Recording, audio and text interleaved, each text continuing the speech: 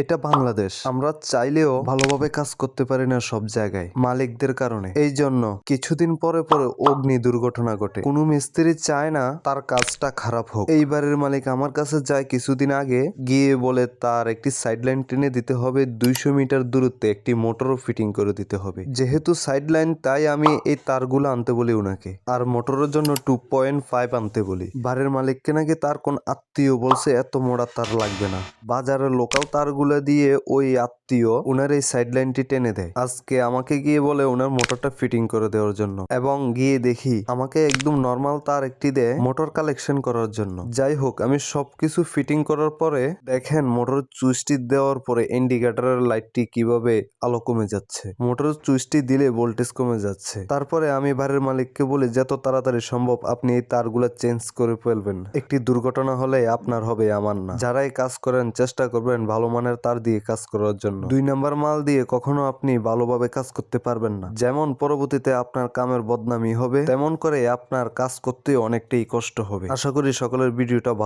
ভালো লাগলে ভিডিওটা শেয়ার করে অন্যজনকে এই সতর্ক বার্তাটি পৌঁছে দেওয়ার জন্য অনুরোধ রইল। ধন্যবাদ।